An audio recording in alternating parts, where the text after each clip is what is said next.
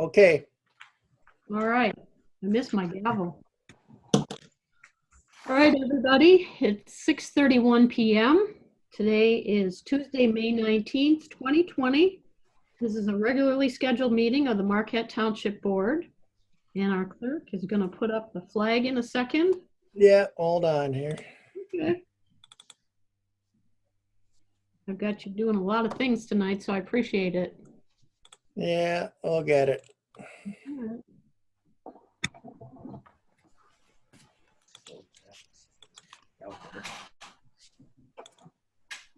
Out of here. There we go. Okay. Excellent. All right. I pledge allegiance To to the flag of the United States of America. and the republic for which it stands, one nation, under God, indivisible, Under God, indivisible, liberty and justice for all. Pretty good.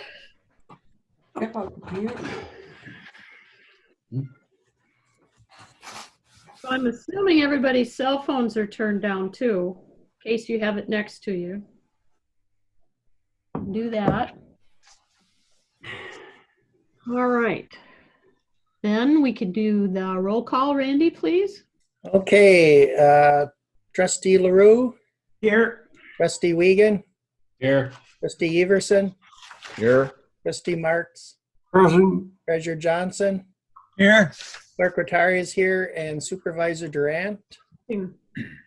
Staff present is Manager Gerard. Our legal counsel Roger Zapp is here. Fire Chief Dan Shanahan is listening. Go down here. Superintendent of Public Works John Kangas is here listening. Planning Zoning Administrator Jason McCarthy is here. Planner Ryan Dietrichson is here and listening. And that looks like it's it for our committee members. For our staff. Committee members present is Mike Springer from Planning, Recreation, and Roads, and he's listening. Excellent. Thanks. Isn't accounted for. All right. Any public comment? Kind of have staff and public. Go ahead, Randy. We did receive an email, and I'll put that up on the screen and read that. So let me do that here for a second here.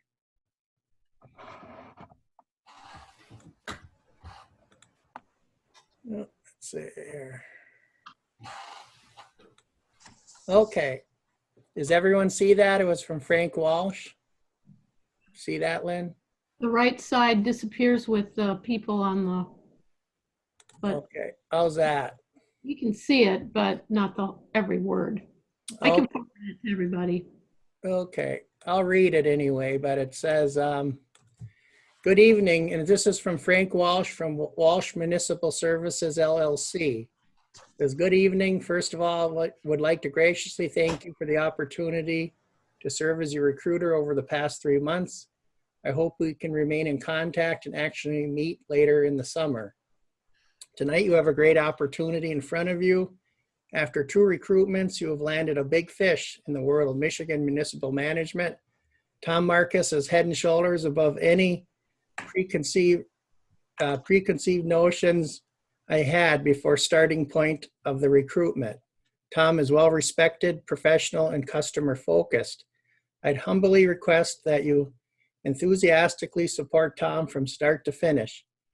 Regardless of how you move forward, you'll search for years to find such a talented gem. If it were up to me, I'd do everything to bring Tom Marcus to Marquette Township. There are at least 7 openings in Michigan at the moment. I can assure you all, many of which would offer well above $108,000, would fall over themselves to sign Tom Marcus. I simply cannot be more candid. Best wishes as we move forward, and that's Frank. Great. Thanks, Randy. Okay. Any comments in regard to the public comment?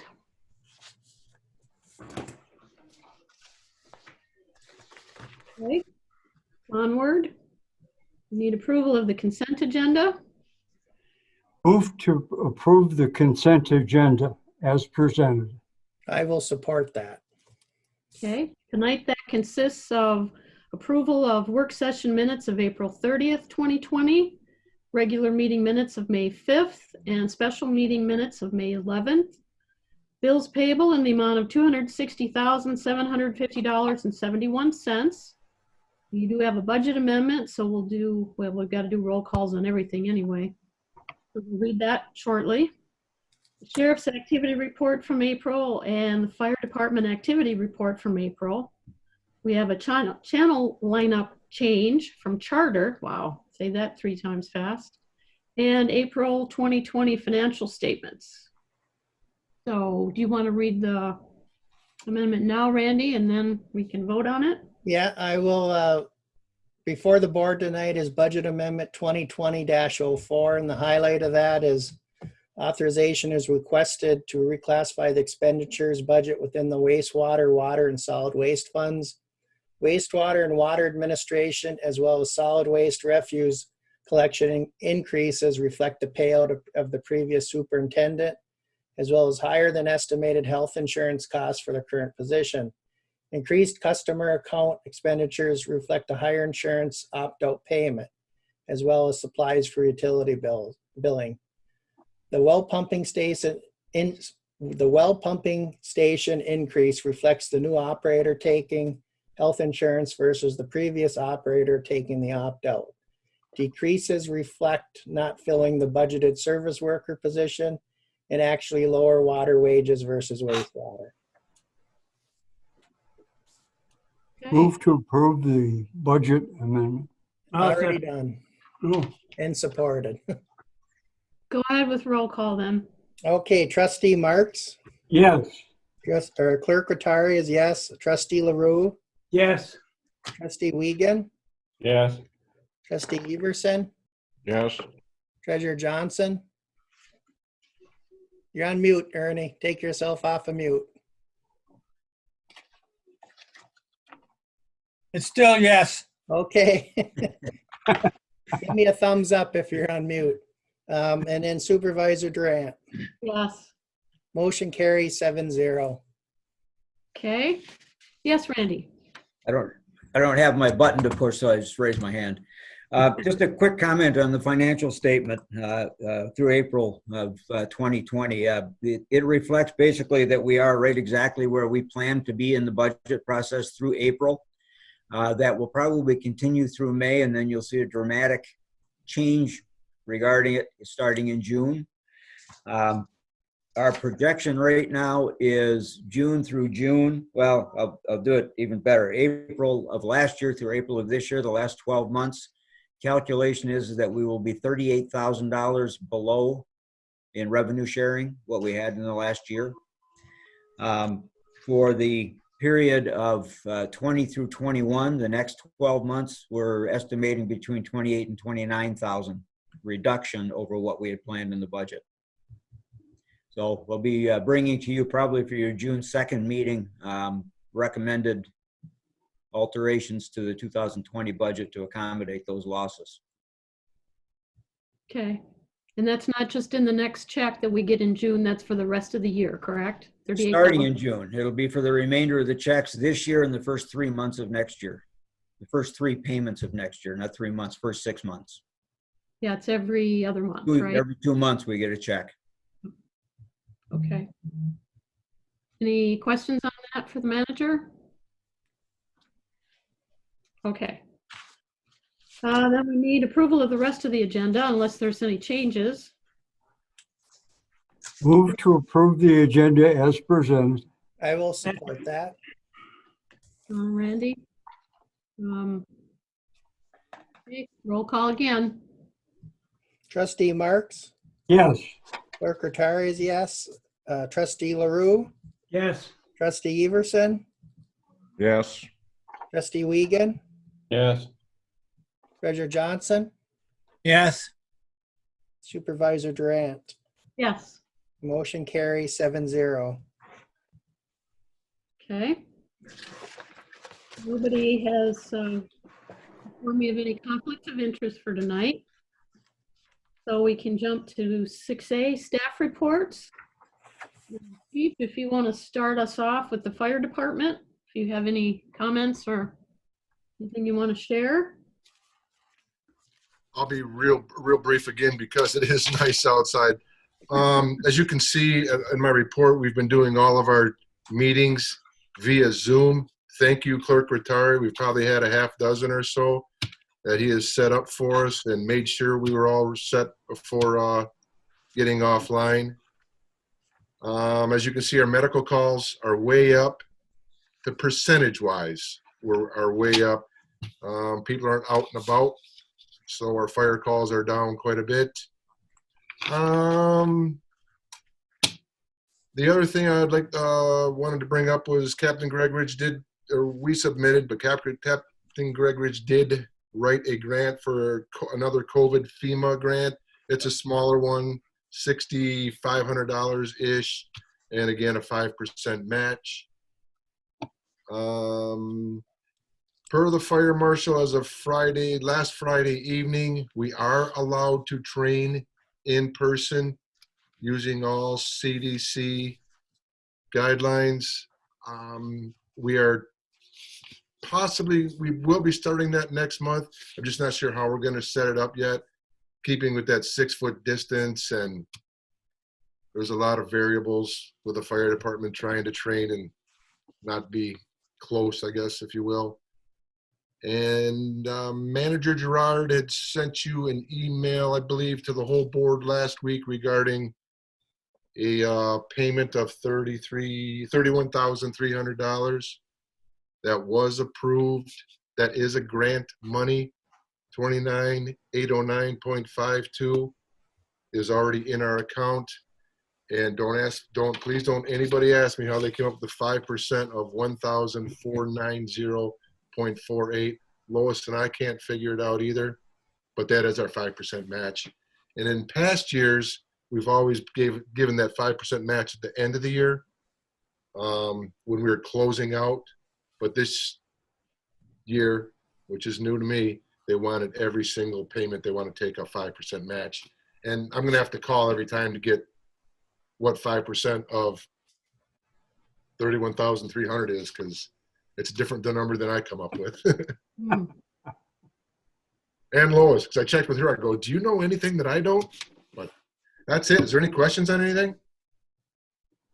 As long as it's in our favor. Go ahead. Dan, how does the new ruling have effect? You know, we have in Public Works and a lot of MDOT and stuff like that. When you have 2 or more people in a vehicle, you're not allowed anymore in a pickup truck. But how does that affect the fire department? Well, that's our guidelines. If we're in a pickup truck, no more than 2 people in an engine or apparatus, unless there are exceptions. Structure fire will fill the trucks, but then it's 4 in an engine. Nice. Okay. Thank you. The emergency services side is given some latitude with that. Public Works, we have divided the crews into individual trucks, so we only have 1 person to a vehicle. So we're taking 2 vehicles to a job site, basically. But that's not practical with a fire response. So as emergency responders, they're just like doctors and nurses, that you do what it takes to get it done. Well, there are 2 ambulances. Precautions. Okay, well, there are 2 ambulances. How we doing with medical people going in and out? Along with that, and No, good question. We had a meeting. Randy Rattari set up a meeting for us on that last night. Right. We had a medical meeting just to go over again what our protocols are, because they were changing, I could say at the beginning, by the hour. We'd get ready to send out an email on how we should handle something, and state of Michigan, MDHHS would come back and say, no, we're going to do it this way. We've been adhering, I think, very well. I think everybody's very cautious. We only send 1 medical person in, to begin with, as an example. We mask up on every call, no matter what it is. PPE. Yep. We're following the PPE guidelines I think we're doing an excellent job. And we just wanted to go over it again last night just to make sure everybody's on the same page, because we don't see everybody for every call. So I think everybody's adhering to it real well. Good job, Dan. Real briefly, too, I'll give you an update on the ambulance. I know Supervisor Durant got, or I think has seen a picture, Manager Gerard, and I think Planner McCarthy. We're hoping to have the new ambulance back maybe tomorrow or Thursday. Hopefully getting the radios swapped out on Friday and maybe getting it licensed. I'm not guaranteeing that, but that's our goal. Oh, it could be done for next week then. Yeah, let's shoot next week. And then we're depending on the state again, but they've been pretty quick lately on licensing ambulances via FaceTime or. Okay. Anything else for the chief? The only thing on that 31,300, the money is in the account. We just need board authorization to expend it. Didn't we do that already? Didn't we already have a motion? A couple meetings ago? You approved the grant, but now we've received the money, and it's beyond my authority to spend. So I just need board authorization to go forward and get that paid tomorrow. Okay, Randy? Okay, I'll move to allow or authorize the manager to expend the funds for the, was it the grant, Randy? Yeah, it's FEMA grant for the Scott Air Packs and the Cascade charging system. I'll Okay, so support I make that. a motion to authorize the expenditure of the funds for the FEMA Scott Air Pack grant. Support. That breakdown is the total is 31,300. We'll be sending out 29,809.52 and 1490 our copay. That's our match. Okay. Lynn, could I ask Chief about, do we have a problem with I see a body shop, $1,200 on the ambulance. Did something happen to it or? No. Paint repairs. The manager and we had discussed this previously. There was some minor just around the rear lens lights, and we wanted everything. We plan on keeping this ambulance for a long time. There was just some minor stuff we wanted taken care of before we got it wrapped, just so it didn't come through. So Minor that's what we paint had bubbles. There were minor just some paint minor bubbles. bubbles. Tail light. Body work's expensive. Well, I like It was that. pretty minor, but That's good that we upkeep our vehicles. we do try. Okay, Dan? I just wanted a real quick update. I did stop down and look at the progress of the wrapping. They did run into a few snags, not on the rig today, Dan, otherwise, and they didn't get real far on it. So they say it may be next week. Okay. Before they finish wrapping it. I spoke with Joe this morning, actually, and I guess maybe I was a little more hopeful. It was a brief conversation, but I knew they've been having a lot of trouble peeling and. That's all done. It looks good. Right. They started putting the white wrap on today, but they had to go out on a couple other calls. They're just trying to catch up like everybody else and keep everybody happy. And they got a little bit farther behind today and didn't get to go as far on the wrapping as they had hoped to. So he thought maybe by the first part of next week.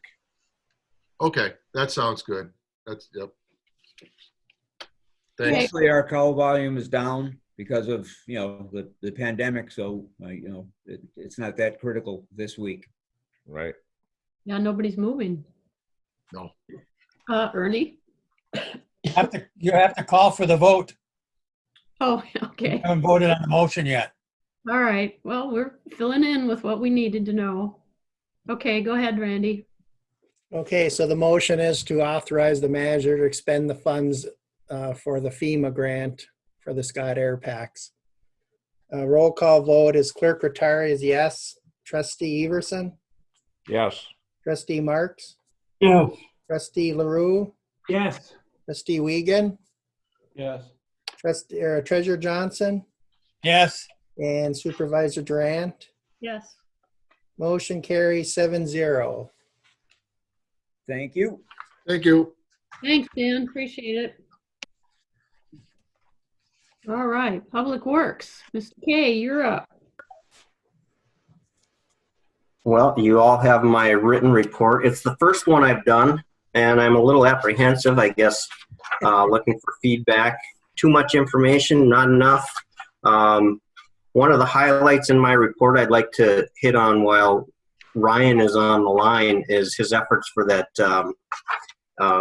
recycling partnership grant. That was almost entirely his effort, and kudos to him for his assistance on that. I say assistance, he pretty much took the ball and ran with it. So wanted to thank him while he was on the line and could hear it. Okay, I think Ernie, you had, I'm just looking at my report. I'm gonna go back to you guys. Ernie, you had your hand. Reading it, it was fantastic as far as I'm concerned. The best one I've had since I've been on the board. Gives a good update, good background and everything in that. So just keep it up and keep the board in tune of what's happening all the way down the line in that. You talk about the curb stops for the sanitary sewer and that? For the wastewater, the curb stops? That was, Yeah. If you go back when they actually put in the grinders and all that, they put curb stops in at that point, all the way down the line and that. So I know I had one until they had some problems. They took it out and that. Mhm. So wherever they had the curb stops in when they first put them in, you'll find them there all the time and that. We're definitely going to continue evaluating that and determine on a case-by-case basis initially whether it makes sense to keep the box in there or even the stop for that matter. And as we go forward, we will likely be tweaking our standard detail for that if we find that that's the right way to go. But we'll be cautious initially. We don't want to overreact. Yep, it must have taken you a while to put it together. It's lengthy. Pete? You had your hand up. I just want to tell John that, it was very interesting to read your report. I like that very much because it answers a lot of questions what we think about, and we hate to keep bothering people and asking questions and that, but by having it this way, it really gives us a good view of what's going on. I don't know if I asked you before or not, but do we have the best? No. You gotta say that again, Pete, you locked up. My question to John is there a better grinder pump out there? Not that I'm aware of. Everything I'm hearing, we have the best grinder system available. That's not to say that there isn't a better one out there now, but we aren't aware of it yet. And the biggest challenge is with some of the original pumps that are in the system, a lot of them are being replaced at this time. And we are on our third model grinder pump at this point, and that pump can basically be put in the same place as the original from 20 plus years ago. So that's probably one of the biggest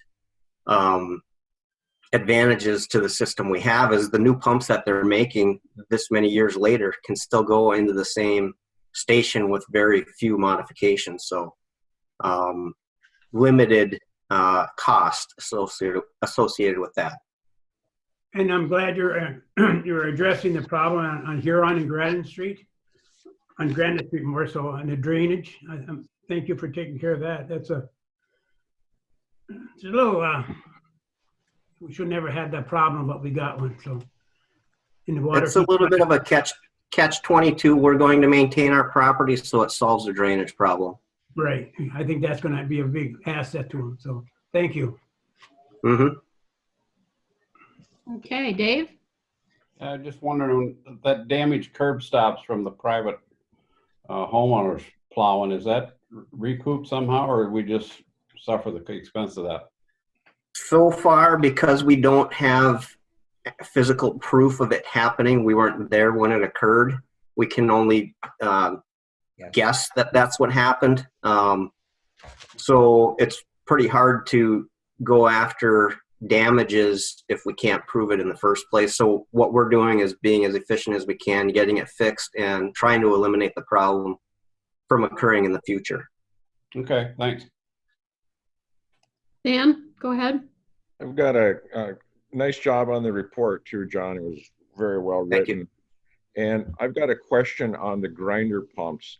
Mine, neighbors on both sides of me and neighbor across the street, they've all gone out over the last, I'll say, 2 years or so. And when they came in to replace them, they put a grinder pump in that worked for anywhere from 2 days to a week, and then that went out. What's the purpose or reasoning? Are they using some old stuff and trying to make it work, and then they got to come back again, and then we got more overtime? Or what's the problem there where all of them the second time failed? So we definitely do rebuild some pumps. The oldest ones are now not being returned to service. We've made that decision. So hopefully when you have a bunch of them in the same area going at the same time, you know they've reached their useful life. We will be taking those out of service permanently and then replacing them with a new one. I don't know exactly the situation that occurred with you or your neighborhood, but that's my guess, is it was before a decision was made to discontinue using those older models, which can be done. It's just you go and replace a part and you clean things up and you get it running. There might be a little bit more wrong with it than you thought, and you don't know until it's too late, unfortunately. Okay. I was just curious to why they put them in, and all 4 of them, the second time they had to come back and do it again. I just thought it was not the best use of man hours. I would agree. If it's failing within another month or 2, we're definitely not doing it right. We want to make it as painless as possible for the next 10 plus years if possible. And if it's 1 to 2 months, we haven't even come close. So those are the decisions we have to make on a daily basis to minimize our costs, our efforts, and impacts to our customers. So appreciate hearing that information. I wasn't aware of that many in such a small area. So it's been over the course of 2 years, but it was, both sides of me and one right across the street. So I appreciate your answer. Thank you. Okay, I'm sure he'll check on it first thing tomorrow. Anything else for John? Okay, thank you. Appreciate Thank you. that, and your written report too. You bet.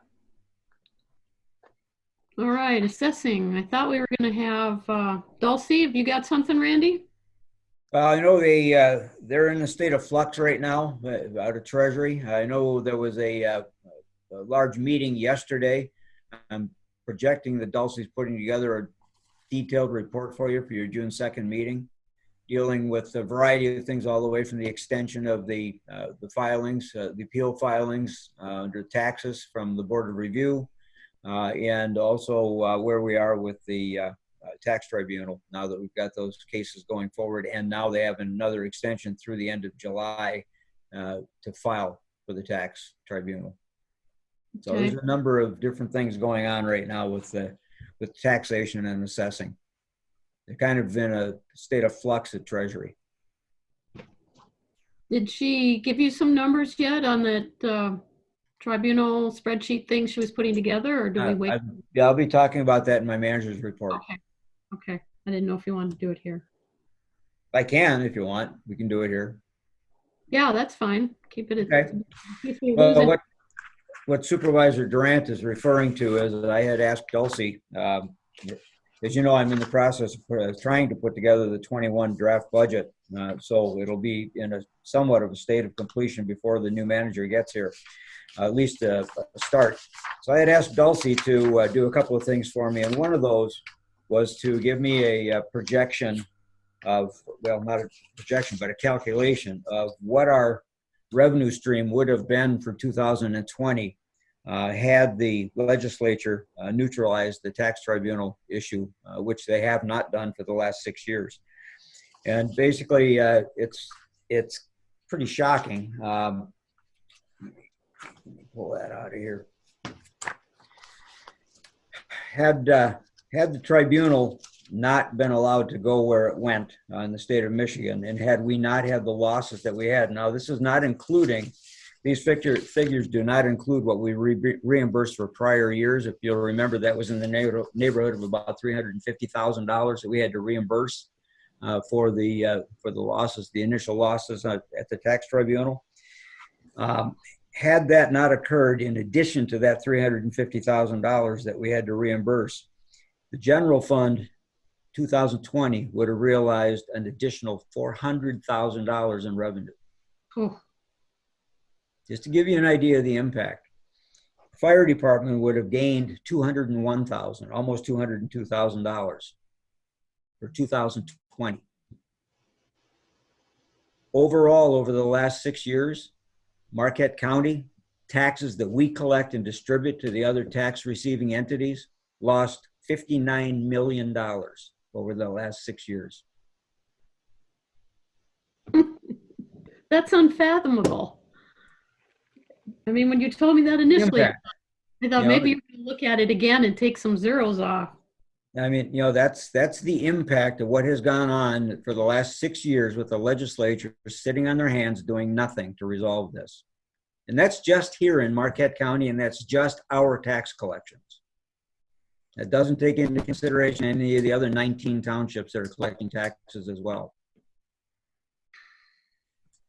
59 million. $59 million. And like I say, that's only for the taxes that we collect and distribute.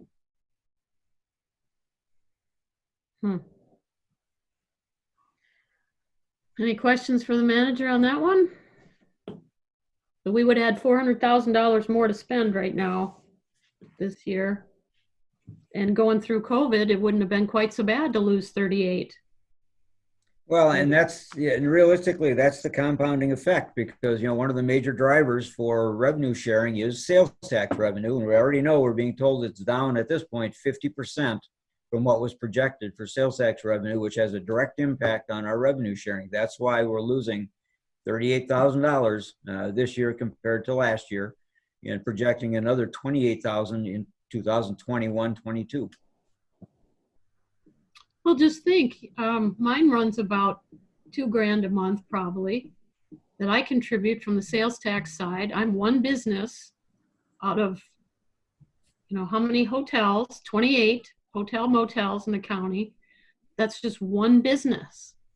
And multiply that times all the other counties, times, all the other businesses. That's some serious money that the Lancey's not getting. $59,174,361 in taxable value went down the drain. Glenn? Yes, sir. Randy, are you going to give us that information? Yeah, Dulcie's going to put a formal report together. That's a synopsis basically, but she's going to break it out. She's got that large spreadsheet that she's updating. Okay. That shows, the impact on each of the businesses, what happened and what it's cost for that particular business in its tax environment. And we still have 2 large ones pending. When Connor goes down to Lansing, maybe you can take a copy of that. It's being discussed. Okay, so we're good on assessing. Excuse me. Roger, how about your report? Well, a number of the items that have been keeping me busy are on your agenda later, so I'll kind of keep it brief, but we drafted the fiber optic easement. That's later on the agenda. Cayman and Trails Network license agreement and the library millage ballot proposal. Been spending a fair amount of time developing a 3-party joint stormwater management agreement for the former Cenex and Napa parcel, rather than having them have their own individual plan and easements. And my part of that is no expertise in stormwater management per se, but getting those easements in a proper recordable form that protects the township's interests and complies with our stormwater management ordinance. because it's a little bit unusual to have a shared system. Well, that's a very beneficial thing to have if we're able to get the parties to collaborate and put that together. Also, I've spent a fair amount of time just interpreting. I think we're now up to Executive Order 92 in terms of just how it affects the day-to-day operations of the township on issues that come up. And I'll address each of those other items on the easement license agreement and the millage, the ballot proposal when they come up on the agenda. Sounds good. We did consult with you too on the manager contract and everything, more so after the fact than before, but that was part of your stuff this month. Yes, throughout the month, there have been a number of questions and issues that have arisen there. Okay, any questions for the attorney? Oh. Looks good. Thanks, Roger. Okay, community linkage. Randy's got some more visuals for you. I got a call from our county representative, DePietro, commissioner, and he let me know that the Sugarloaf project with expansion is going to happen this year. And if I can, I guess I can't get to my screen because you have the whole screen, Randy. It's the new South lot. Yeah, I was going to give you some statistics. In fact, maybe Jason's got it in front of him because I had asked him if he wanted to comment. I know, I think they said 60 or 70,000 cars were going around Sugarloaf this last year, up from about 10,000 a few years ago. So it's huge with buses and RVs and everything. And the part of the problem is everybody's parking on the left side of the road going north and crossing. So we've got some serious trucking and buses and RVs and cars and bicycles and everybody going across there, and that curve is right there beside. So anyway, the project is going through, and I had asked Randy to leave up these maps a little bit so the public can see. This is one of the extensions, and then there is another one. And again, Jason can address these. Okay. Yeah. So what he can share, that's just an expansion of the north lot, which will increase from 32 existing to 41 with some minor revisions there. We're hopeful, and essentially what's happening tonight is I believe the county board is going to attempt to award the contract for construction. And I had a conversation with County Planner Tira Carlstrom, and the County Planning Department is going to handle gaining zoning compliance to reduce some of their costs. So we had a conversation as to what would require review, and essentially it appears that on the south lot, with it being a gravel surface, that could be an administrative review. And then as long as the expansion of the north lot is under 5,000 square feet of impervious surface, then it would not require site plan review, but would require plan review. So they are generating some engineered documents. They've had a good working partnership with the road commission. As I understand it, there's going to be on the south proposed new lot, there's going to be a deceleration lane coming in from the south, and there'll be a bypass lane in the center, or to make sure that you can go around that. Yeah. So these plans were conceptual renderings that were done just to show approximate parking and circulation, the ability for buses to pull off, and then a new trail that would be connected to an existing trail, excuse me, in the future.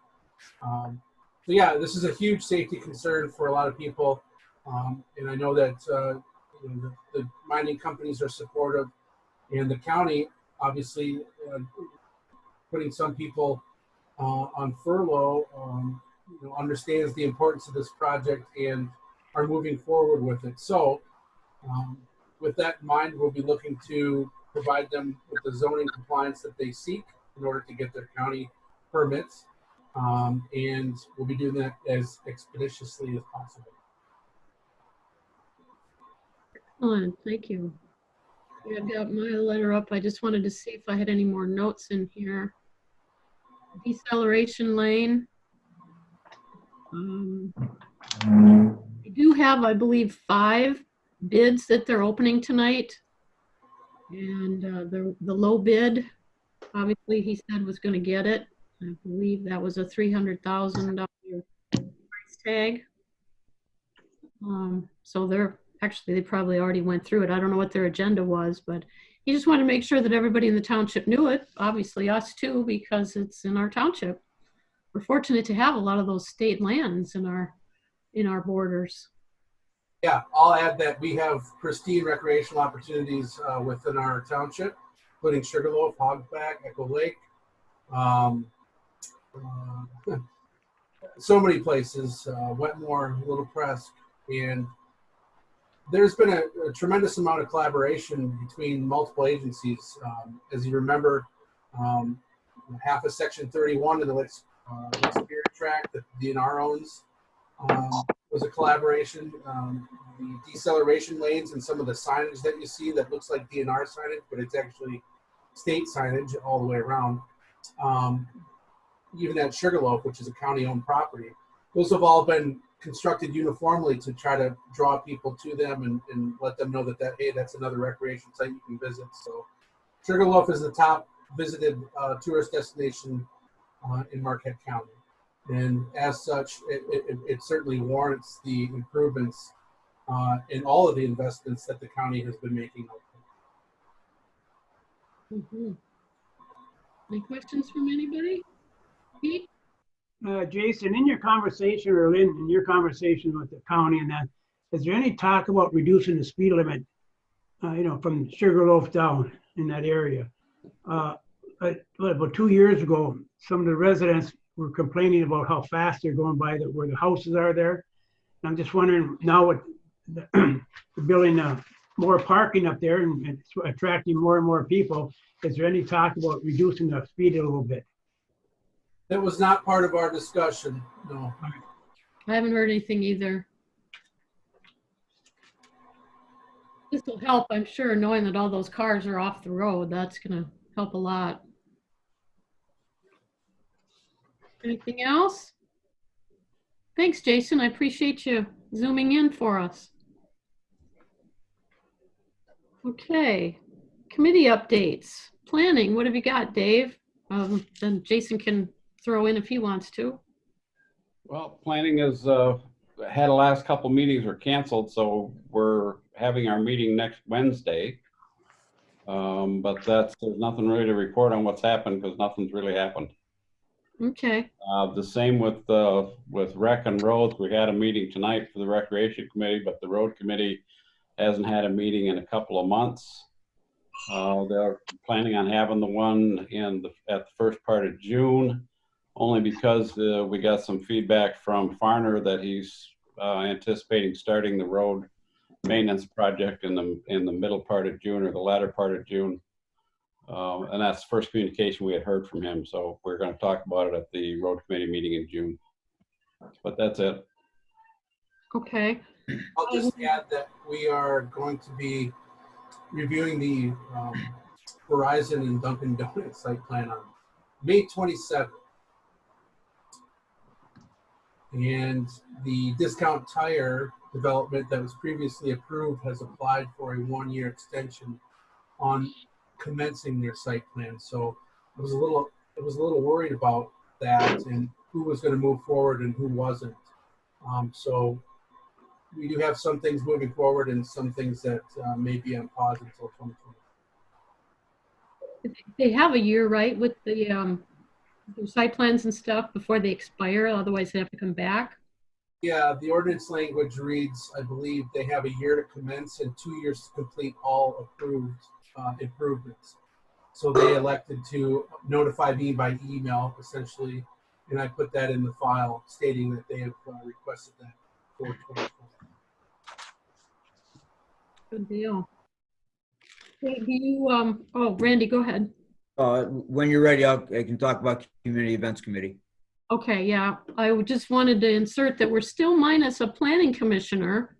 And I know staff's given me some names. I've made some phone calls or inquiries and haven't had a lot of luck. If you want to have an outstanding experience in participating with your community, planning is the way to go. It's, well, except that it's quiet right now. It's just 2 meetings a month for maybe an hour, sometimes even less than that. A few work sessions possibly, but it's not a huge commitment. But your knowledge is very beneficial for the community. You can participate, you can learn all of this stuff.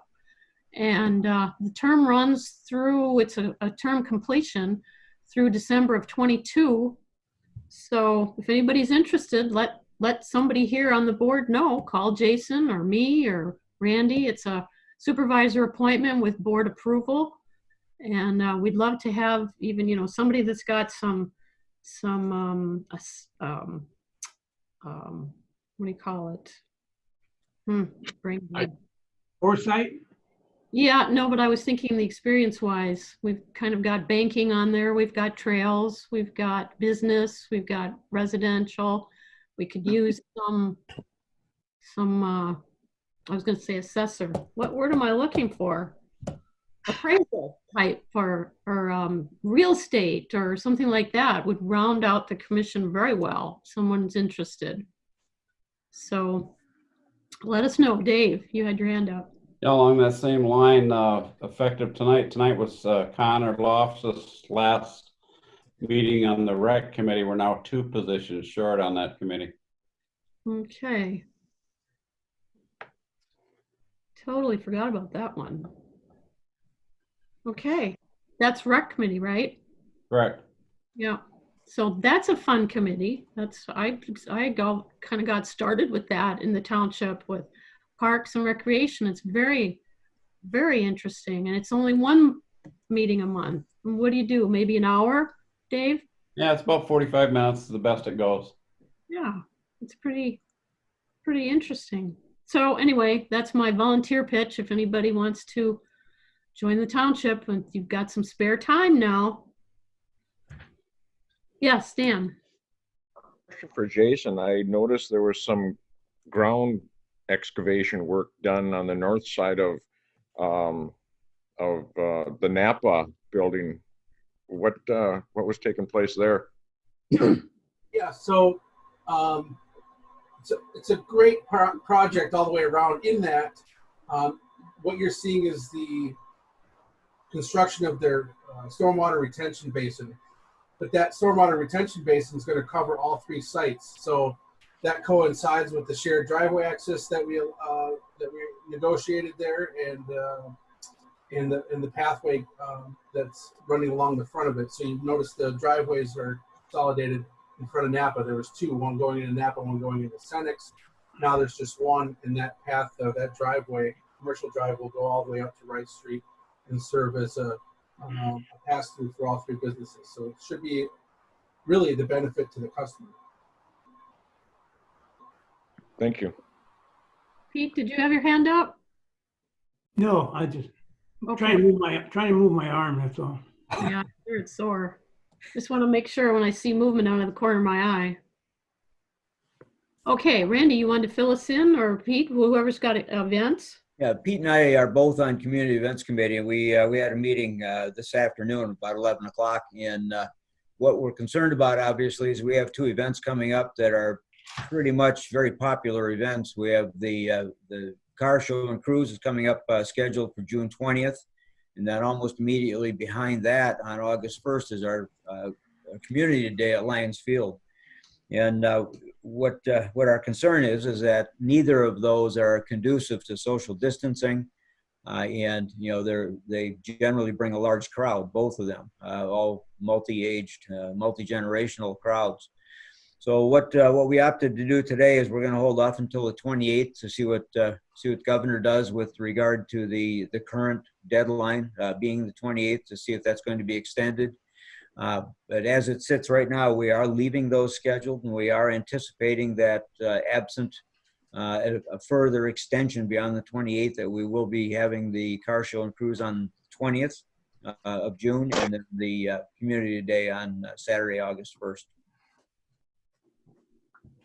Okay. We're hopeful that the one in November will not be affected. Go ahead, Pete. Randy, you want to explain another thing about the car show? Is that with the construction, like you brought up today? Yeah, I was going to do that a little later under the manager's report, but we can certainly do that now. Starting this week, possibly Thursday, the road commission is going to be resurfacing the segment of County Road 492 from Target north to the city and township line. And in doing that, they are going to be rerouting the traffic off of Wright Street and running it through Ontario to Werner to the highway, and then on the south side from 492 up to Commerce, and then routing up Commerce. So there's going to be a significant uptick in traffic right through the center here of the township, and that may also impact our Father's Day June 20th car show. I think we sent that map out to the board, right, Randy? I believe it did went out to all of the board members, but John is also going to be putting out a little better one along with some further information that he obtained this afternoon. Good. You want to share my screen, Randy, real quick? Can you? Oh, I don't have it right here with me at the moment. Oh, Randy Rotari might. I don't know if You can share your screen, Len, if you want. I can do that, You can do that now. but I can't see the zooming. It's not a very good map, but it'll give you the idea.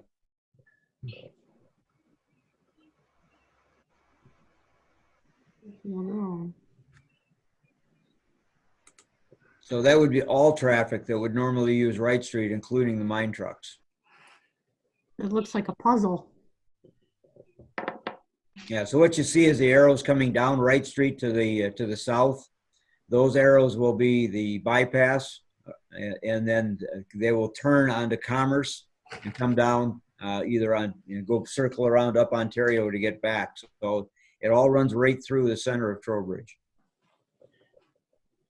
We will get paid for them going through our township. Paid in pain, yes. Yeah. Nice try. On our nice new roads besides. Yeah, running the mine trucks on them. Hopefully none of those will be what we're planning on fixing this year. Do you know that, Dave or Pete? No, that's No. Yeah, Ontario and that stretch of Werner are not part of our project. Okay, I was looking at Venture 2 and Commerce. Those are ours, and they're in need of repair already, so they'll definitely be in need of repair following this routing. Mm-hmm. Yeah, just to add on to that, Venture Drive is on our list to get some work this year. There's a couple potholes on there that are going to be finished, and then the approach onto Commerce was going to get some work. So it might have to wait till the end of the year, hey? The end of the season? They anticipate 3 to 4 weeks in the process, Okay, which would basically take it all the way through June. not too bad. Okay. All right, well, thanks. That was a good insert. No committee reports because we've had barely any meetings. Policy discussion, consider Schwemmwood Park NTN Trail Connector proposal. Who wants to start that one off? One comment before anybody starts it off is I'm not sure what happened. All of the new provisions are in that we inserted and all of the old ones are out. However, there are changes that were made back in October that showed up in the version that's in the board packet that are part of the agreement. We are rotating on this COVID-19 thing, who's coming in and typing what. So I have the correct version that has accepted those changes from back in October. The main changes that are in this agreement that are different from the wellhead agreement and specific to Schwemmwood are taking out the provision about the gasoline restriction because that just doesn't apply when you're not in the wellhead protection area. And then there were a number of specific things that No Cayman and Trail Network had agreed to handle, including repair of the pedestrian bridge and construction of a short connector trail from the newer parking area. Those are in paragraph 16, and there were some other minor provisions changed throughout, but 16 and deletion of 8 are some of the big ones. You'll also note that although they were asking for only a 27-inch trail, there was considerable discussion among our board several months ago when this first came up, that if you have two-way traffic, you may have handlebars bumping. That's pretty narrow. So I've left it as not exceeding 4 feet because that's what it was on the other agreement. If they really want a 27-inch trail, it's within those parameters of not exceeding 4 feet. Okay. Anything else? We've seen this a couple times now.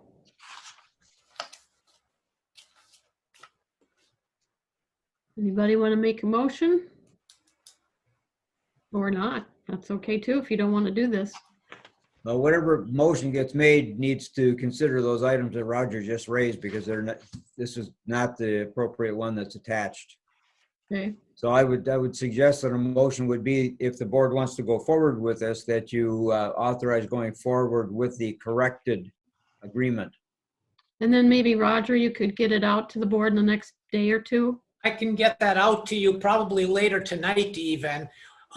There's nothing different. It's just that the parts that are highlighted in red were changes that were made to the prior agreement, and they have been all accepted, is the secretarial terminology. So those changes are no longer in color. Things that are stricken, and things that are in color are in black. So it is the correct content of the agreement, just not quite the correct format, and nobody here is quite certain why it printed like that. But I have it corrected on my desk here in front of me. So. Okay. Randy? Oh, we can't hear you. But you're not muted. Can you hear me now? Oh, we got you. Okay, I'll make a motion to authorize staff to work with the NTN and our legal counsel to execute the corrected legal license agreement with NTN that will allow us to expand our non-motorized transportation network in Marquette Township. Okay, motion and support. Any other questions, discussion? Not to keep rambling here, but the one final thing we still need is the legal descriptions where the trail traverses through Schwemmwood Park on 2 parcels, and those should be readily available, but as soon as we have those from the deed, we can insert those, and in fact, we can do it as an Exhibit A if need be, and that should also probably be able to be handled tomorrow. Okay. I just mentioned that I really like this format because it can be tailored to each piece of property that NTN may want to develop a trail on a township-owned property. Although I don't think there'll be many, other than off of Grove Street, many township-owned properties that these would have to take place with. But it does allow kind of a boilerplate format that Roger's created, which is brilliant. And it also allows us to add special provisions in certain cases. And some flexibility with that. So it's really well done, and I commend the board for supporting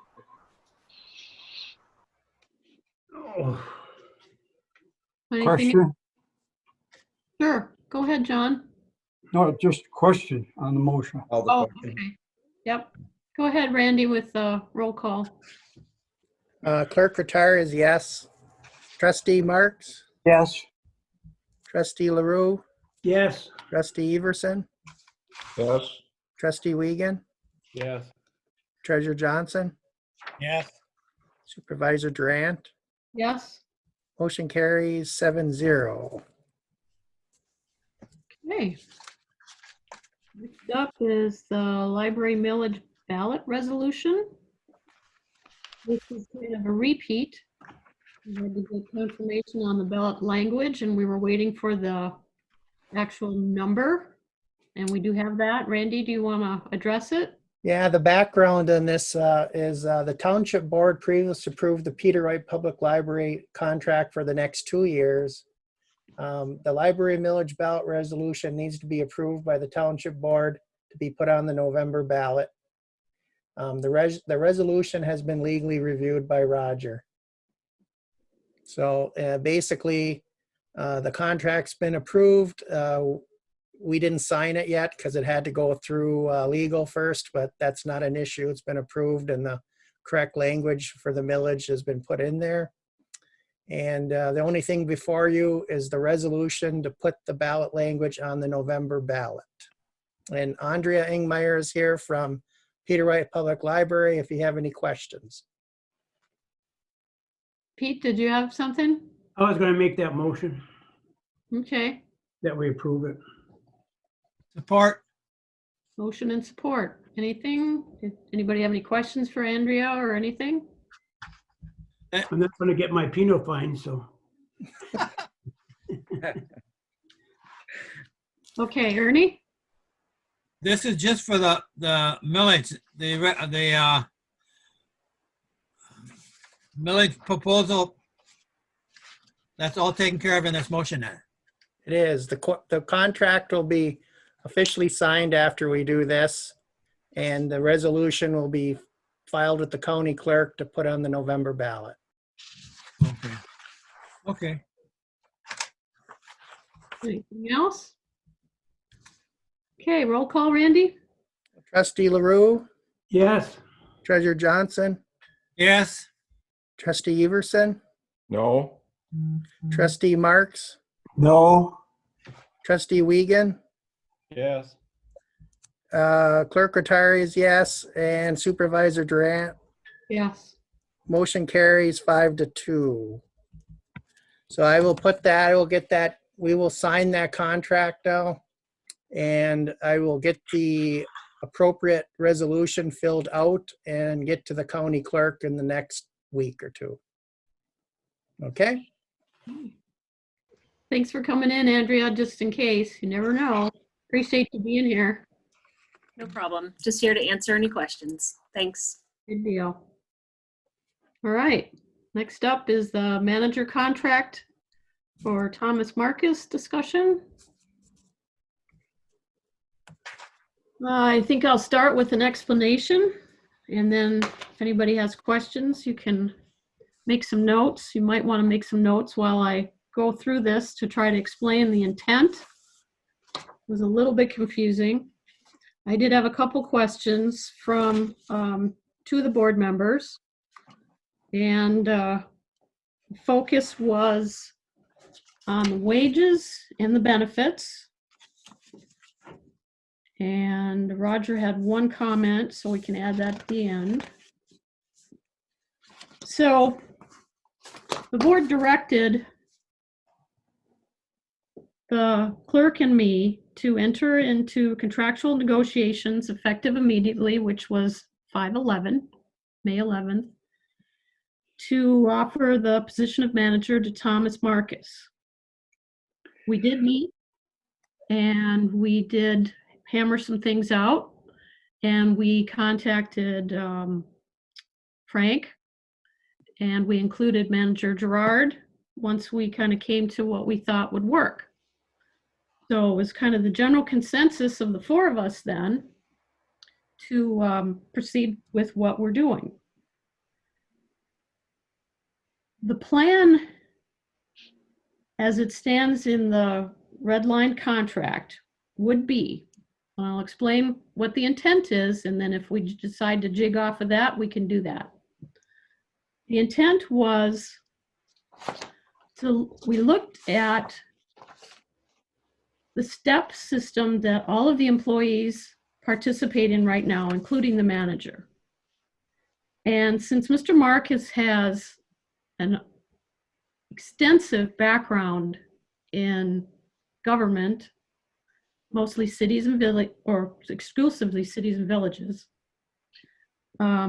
we thought that he would be ahead of the mid-step, and we kind of figured step 7 out of 9 would be somewhat appropriate because of the experience. Now, realizing that he does not have any township and charter township experience, we knew that there'd be a learning curve. So the 5-step wage would be $101,504 a year. That was the first thing we decided. As you roll that down into raises and performance bonus, the idea was, even though we started with the step chart at step 7, to just use that as a guideline and step out of that. Now, because Thomas would start sometime in June, hopefully, or maybe even July 1st, the typical time for a review would be September, somewhere in there. The last year or two, Randy's done them and gotten us going in July and August. So we're just saying September for the sake of argument. The idea was to do maybe a light review of his process, progress, and performance around September, because typically the performance review of the manager is done for the previous year. So of course we wouldn't have a full year, we'd only have 3 months. But everybody's entitled to some kind of a review when you start to know what you're doing. So, still following the idea of how wage increases occur with the current staff, for some who have reached the maximum of step 9, and they have no further steps, like Manager Gerard's been here much longer than 7 years. The last year with the union, or last year, was that there would be a floor level of 2.5%, which is based on the rolling average of the most recent 2 years of the CPIU, which is for all urban consumers, and the most recent 3 years reported for the Michigan Department of Treasury property tax inflation rates. And typically that will come in somewhere between 2.1 and maybe 3%, as it's recalculated every year. So the union asked for a floor of 2.5%, and we loosely call that cost of living increase, or a COLA. The other thing that the manager is entitled to is a performance bonus if he receives at least a good rating on his evaluation. So with those 2 things in mind, it was our intent to say that Thomas would begin at 101,504 and not refer back to the step process any longer, but the 1st of January, he would receive a 2.5% COLA increase. And then, following September 21, he would have his evaluation and assumedly get a 2.5% performance increase. So, at the end of, well, the 1st of January of 2021, he'd be at 104,041.60. And a year later, a little bit more than a year later, if he starts in July or June, with his review, he would go up to 106,642.64. And then that same process would happen. So we would use the, I'll call it the COLA, the average of those numbers, whatever that ends up being, If it's 2.7, he would get 2.7, or the board could write into the contract that it stays at 2.5 where the floor is currently. And then if you all agree that the 2.5 would be the performance bonus, we could leave that. So that was the intent.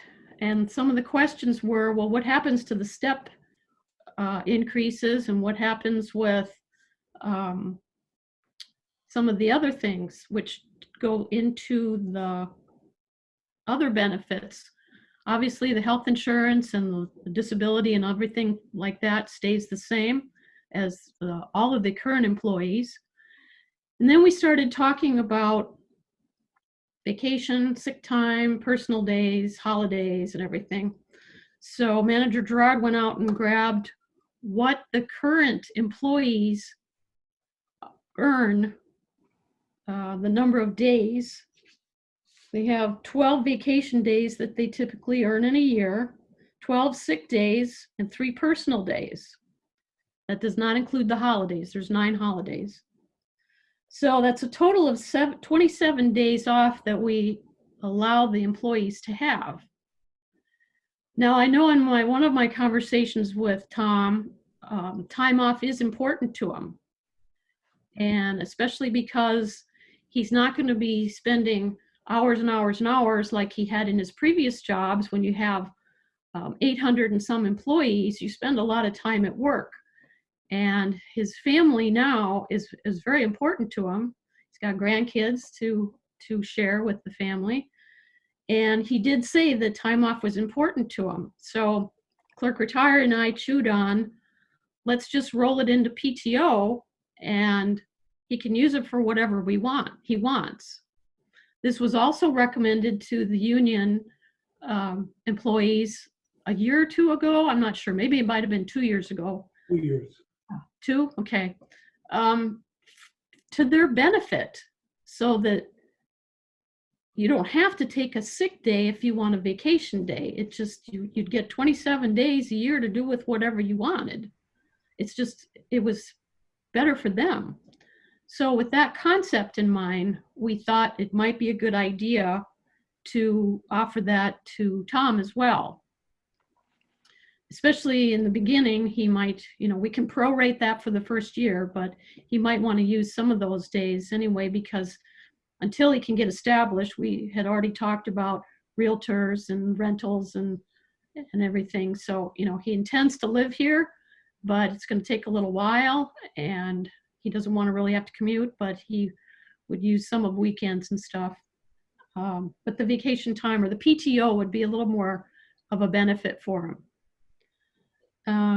I think that would be it. So the specific changes, you have a red line version, and Dave made a couple comments. The wage adjustment due annually, and September 2021 review. And then the only other question, if, let's assume that everybody likes what we're doing and this stays this way, the question of vacation rollover came up. And I said, personally, I don't care if we do 5 days rollover or 10 or whatever, however many you can keep if you don't use them in that first year. But I didn't want it so excessive that it continued to grow. And we had huge payouts at some point, whether it's the end of the year or end of 5 years or on a retirement. I think that's too hard for the township to absorb, tens of thousands of dollars of saved time. So assuming this plan anyway stays the way we've recommended, something in a 5-day rollover or something on vacation or PTO for the following year, and then if you don't use it, you lose it. Have it a little bit more compact. So Randy, since you were my cohort in this, do you want to add anything or see if I missed something or re-explain? Can you hear me, Lynn? Yeah, right? Yep, you're on. Okay. Yeah, I think the 5-day rollover is equitable. And if you don't use it, I think I don't know if you lose it, but you get paid out for it anyway. So every year, like the staff does now. And that's about it, really. I think you covered it pretty well, Lynn, and hopefully we can make an offer to the gentleman tonight. Lynn, I like the 90-day review. I like that part. Okay. Yeah, I think we need to touch base with him, see what he thinks about us too. Ernie? Just on that rollover, the 5 days, whether it's 5 or that, just has some time frame as to when it has to be used before we pay it out and that too. We're thinking the Otherwise, end of the year. Otherwise, it's just going to sit there. Yeah, the end of that rollover year. Okay, you're taking a full year. Yeah. Okay. So, because they say they had 10 days left and it rolled over, and then they get their new time, they'd have to use that 10 days by the end of the year. Well, 5 days. They get paid for 5. They'd have 5 days extra. Okay. What else? I think, Randy, doesn't the current admin union have something like that? They can carry something over right now? Yeah, but they're not on a PTO basis. They're on a regular vacation, personal leave time. Okay, but they can carry some time over, yeah. They can carry, in fact, I'll be talking about that a little bit in the manager's report, but they can carry a fixed number over until for the first 6 months of the next year. Okay. It has to be used by June. Okay. So I don't have a problem, even if it's 6 months, you use it by 6 months, 5 days, that's fine too. Yeah. So it doesn't go on for years and years and years and pile up. So what do you think, gentlemen? We've had a couple people suggest that maybe the wage is too high. We've had a couple say the wage is too low. And if you remember Frank's letter in the beginning of the meeting, he thinks very highly of him and knows that we're probably getting one of the best guys in the state. And he could go anywhere else he wants to. So just remember that when you think about the wage. Ernie? I think you could, if you go with what you got, you can always go up, but you can't go down. So you go forward with what you have. You're going to present it to the gentleman. He's going to be negotiating with you and Randy and see what's going to happen at that point in time as we go forward and that too. So I think the contract is very well written, or the agreement, as a good starting point. And we see what happens in that at this point in time.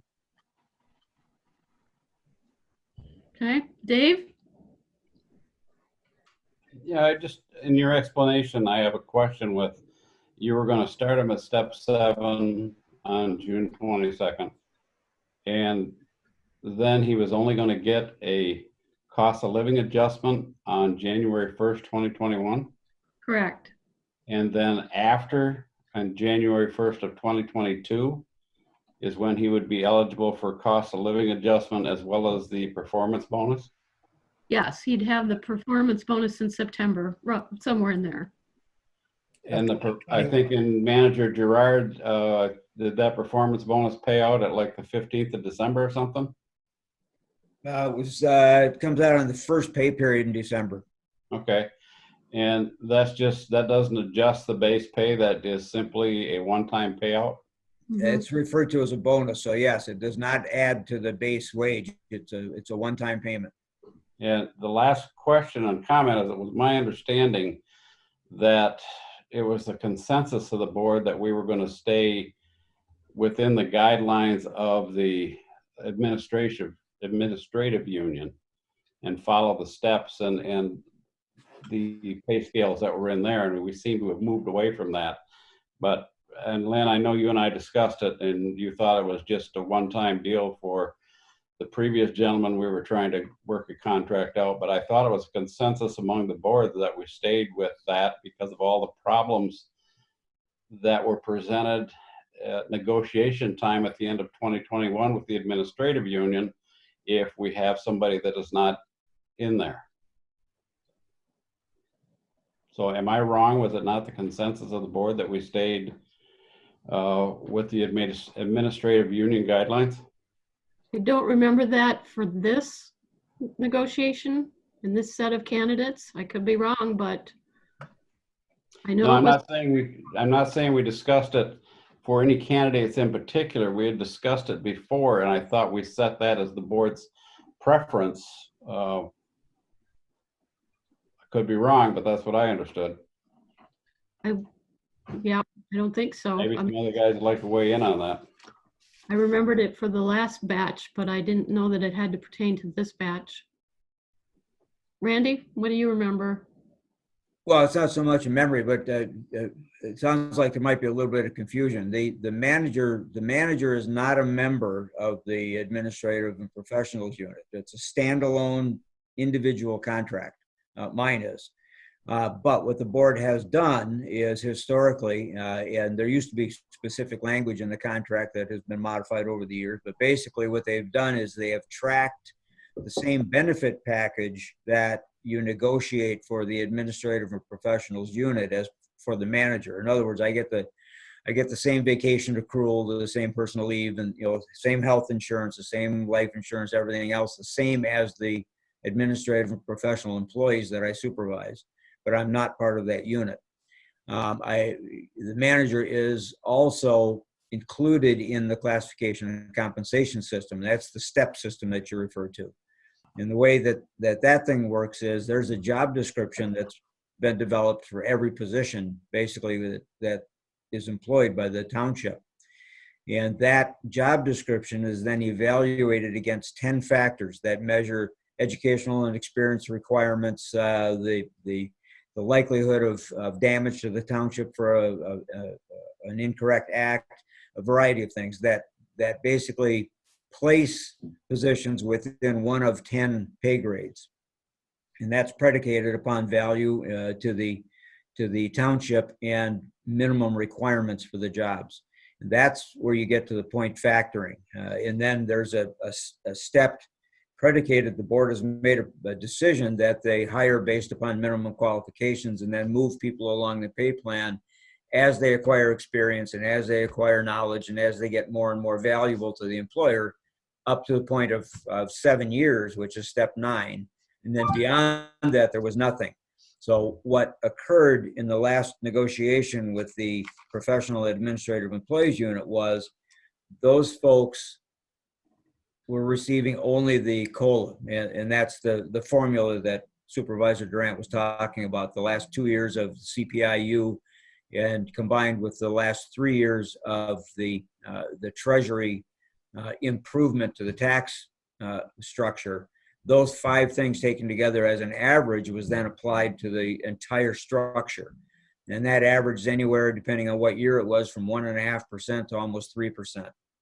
So what the administrative group wanted to do was to stabilize that, and they negotiated in a floor of 2.5%. And to finance that, they gave up their longevity payments. As you remember, they were getting longevity payments based on years of service. That was taken out of the contract and utilized to offset the difference to that 2.5%. Then beyond that, we built steps basically, and we built those at a 2.5% step for each year beyond that 9th step, that they continued to be employed by the township as an incentive. So that's where those figures came from. Yeah, I understand that you're not part of that administrative. Right. The only other difference. I thought it was the consensus of the board is that we were going to stay within those guidelines for the manager's contract because it raised some consideration or some concerns with the board about negotiations, and their contract expires, I think, in 2021. Correct. Some concerns about where those negotiations would go if we had moved the manager off into his own contract, right. Which essentially is anyway, but he wasn't following those guidelines. And I thought the board had expressed concerns about that, and there was their desire to stay within, to follow the guidelines of that administrative union.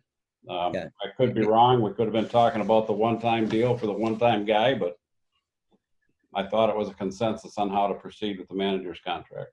Yeah, that's really up to the board, to decide that, because it's a standalone contract that you negotiate, and you've got flexibility to do really whatever it is you choose to do with that particular position, whether you leave it into the system or take it out of a system or whatever. And I know there was a significant amount of discussion in both directions, and I leave it to the clerk basically to be able to pull from the minutes what the actual board position was. I don't recall right offhand.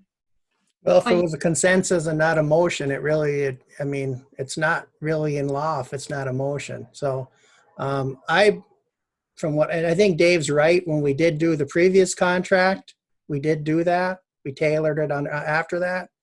But on this contract, we didn't have no direction from the board for that. So we are basically in line with the administrative union, except for the PTO and the step system. So I think other than that, that would be the only changes, if I'm wrong. The PTO proposal is consistent with the number of days off that the administrative unit has, just in a different format. I think that was tailored specifically to this particular candidate, who was more concerned about time off than some of the other issues. And just so the board's aware, I don't know how much you guys have gotten into this. The step system actually provides about a 6% increase per step. Yep, pretty close to that. Right around high fives to mid 6%, depending on what step it is.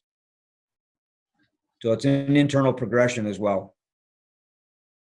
So that's the question, that now that we've explained the whole thought process and the contract the way it's recommended, the question is, do you want to go with something like this, or do you want to stay with the step progress type? Pete? Get back to what Dave's talking about, the consensus. I think because of our discussion at the time, Randy said he'd prefer just to go with whatever the union is doing. There's not too many cases that your manager is tied into the union contract, and I've always been against that. But I think as of right now, with the discussions that we had with them, I think it's allowed to come up with some changes. And what we got here, I think it looks like a pretty good package. But Randy kept saying, and I think that was some of the reason why we said, well, let's just go with the other one. The same thing as what Randy suggested. But Randy was very, I would say, generous in saying that, because you should negotiate the manager separately. In any company or in business, they are not tied into the union contract. Well, that was strictly my philosophy on it, because we have such a small group. You run into that horns and halo effect, where the staff is making down here and you've got one position making up here, and that from my experience over the years, that creates an animosity that I wanted to avoid here with a small group. So that was just me. I mean, that was just the way I saw it. But they're responsible for their area or department. You have it all. That's true. And I see you there many times right now. I don't see too many friends of yours there. You're the only one there. But I just think that what we come up with here, what you did here, I think it's acceptable. And I think it'd be the right thing to do at the time. Other comments? Questions? Randy? I think it's a good starting point. He might counter offer, and then we'll have to deal with that. But at least if we have a starting point, go from there. Dan? I do too. I think it's a little above middle of the road, but it's a good starting point. And I think we'll have to wait and see what he has to say. I like the idea of combining all your vacation, sick leave, and everything all in one. Take a day off. You just take a day off. It's I wish I would have had that when I was working, but that's a nice asset to have. So, well, like Clerk Rattari's example is, you need to take a day off for whatever, maybe doctor's appointments, and you have to take a sick day, and people see you out, sitting at Big Boy. I don't know, maybe it's no big deal, but it doesn't matter. That way you just have a day off. Exactly. No, I like that. Nothing to be accountable for. Randy?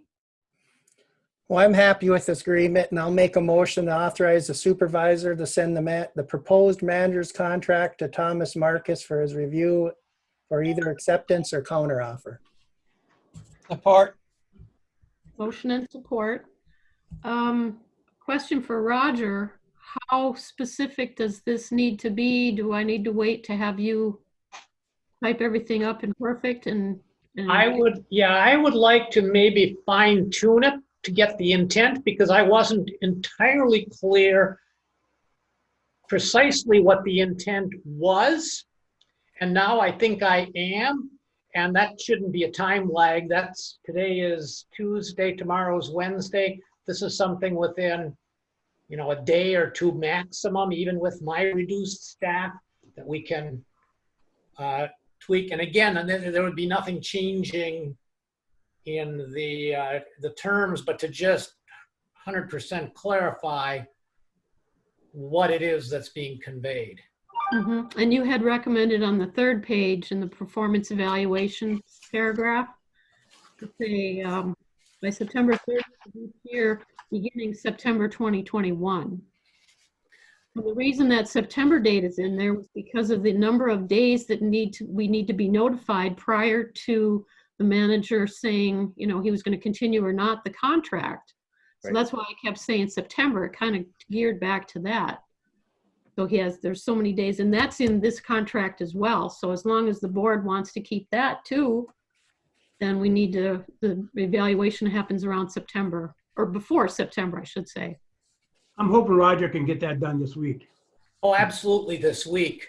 I think we need to clarify though a little bit just exactly when any prospective increases will be, because I think that is perhaps a bit murky for a first time read through in this as it's presently written, and to just avoid any kind of interpretational issues down the road, I think it would benefit from a little bit of a improvement. I didn't attempt to do that because I had no idea if the board would adopt it pretty much as is or start from scratch on something different. So I just didn't do that, but I can do that very quickly, and it will be this week. It'll probably be tomorrow, in fact.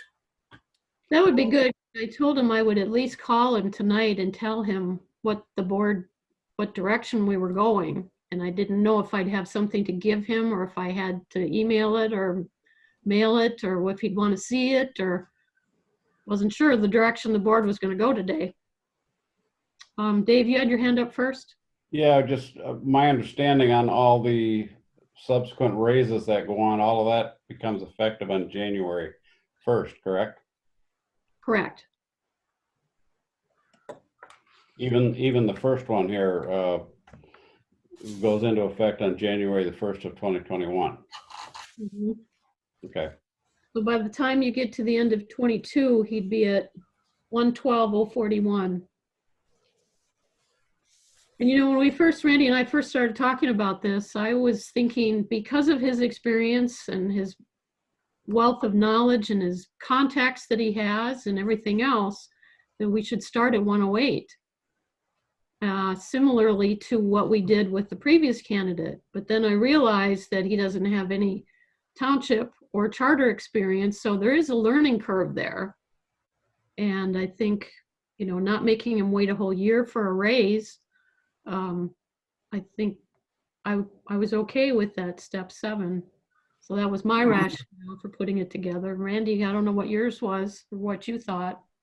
Oh, it was the same, but on my motion, I just like to amend it to proposed manager subcontract subject to legal review. Okay. I forget. I accept it. I accept. Okay with that. Okay. What else? Previous question. We're good? Yep.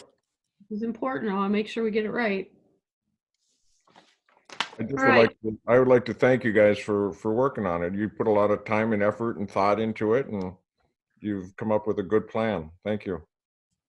Thanks. Go ahead, Randy, with the roll call. Okay, roll call vote on the motion to accept to authorize the supervisor to send the proposed manager's contract subject to legal review to Thomas Marcus for his review and either acceptance or counter offer. And Clerk Rattari is yes. Treasurer Johnson? Yes. Trustee Everson? Yes. Trustee LaRue, Yes. Trustee Wiegand, Yes. Trustee Marks, Yes. Supervisor Durant. Yes. Motion carries 7-0. All right, thank you for that. All right. EFN draft easement agreement. You want to hit that, Manager Gerard? Yeah, you have, we have talked about this at your previous meeting. And the legal counsel has reviewed the background and proposed a draft for consideration. One of the questions that remained was whether or not the board was going to require some kind of consideration for the granting of the agreement. And in conversation with Attorney Zappa and myself and Planner McCarthy, Planner Zoning Administrator McCarthy, we came up with a concept of, since PFN is our internet provider, that we would potentially grant the easement in exchange for them granting us a year of free internet service. And that's what you have before you this evening for consideration. I don't know if that's acceptable to the board or if you would like to do something else for consideration or whatever. So it is basically before you without a recommendation, but putting it back in your lap as to whether that's acceptable or if you wanted to do some other kind of consideration or no consideration at all. But I think otherwise the language that's here, and I think Attorney Zappa also needs clarification on property description to insert in this before it's finalized, if I'm not mistaken. But it's back before you for you to determine that for the final phase of finalizing this agreement.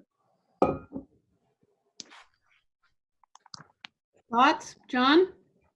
I think the proposal by our manager is very good. I think we should have some consideration of the value that we're providing this. And I think that's a good way to do it with our internet provider. Ooh, what happened here? Hold on here, hold on.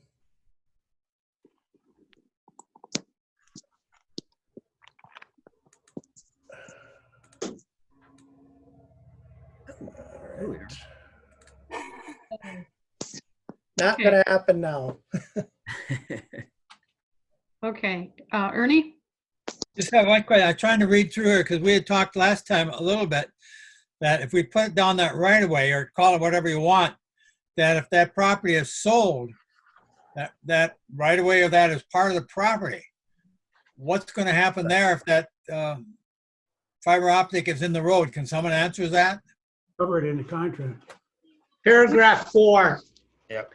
basically says that in addition to it continuing on, the easement runs with the property, whoever the owner is. But paragraph 4 says that we can issue a 30-day notice for it to be moved if it's in the way of something. If the future developer doesn't want that road there because it interferes with development of the parcel, that's the prerogative of either us if we own it or the future developer. They can request that they can demand that the fiber optic cable be moved given 30 days advance written notice, and then they have 30 days to comply with that. Fine, thank you. Thank you. That problem, like you said too, Roger, was we don't know where that's coming from. So Correct. Today was to maybe go along the Schwemmwood line, but we don't know where the cable's coming from to whether that would be appropriate. That's a good point. Actually, the person that's sending us this proposal is somewhat of a broker or an agent who negotiates and acquires easements for various types of entities. So the person, I asked a bunch of questions and got answers to some of them, but one of them was exactly where is the existing fiber optic cable that's being tied into right now, because and he wasn't aware that the parcel either is for sale or has been for sale, has been on the market, had no idea what the future plans were. That parcel will likely be developed in a commercial fashion at some point in the future, whereas the Schwemmwood Park parcel that's right next door will likely be a park in perpetuity, or at least a very long time. So depending where that connector route is, another option might be to have it go right along the border of the Schwemmwood parcel, in the Schwemmwood parcel, so that way it's not interfering with this 5-acre parcel whatsoever. And that would still provide the benefit. I asked the question of, do we have a benefit by having this fiber optic easement in place? The answer is yes, we can. If we develop it, or a future developer can tie into that at considerably less expense and inconvenience than if it was wherever it currently is, though he doesn't know where it currently is. So there is that benefit, but presumably if the fiber optic cable were to run on the other side of the boundary, on the other boundary in the Schwemmwood parcel, that same benefit would be right there. It would be immediately adjacent for the benefit of the development of this parcel. So that's a plan B in the event that Peninsula Fiber Network just flat out rejects this and doesn't want to accept the easement subject to all terms. Pete, I think you were first. Randy, Gerard, the Schwemmwood Park was donated to the township with the understanding that it'll always be a park. Wasn't that part of the agreement?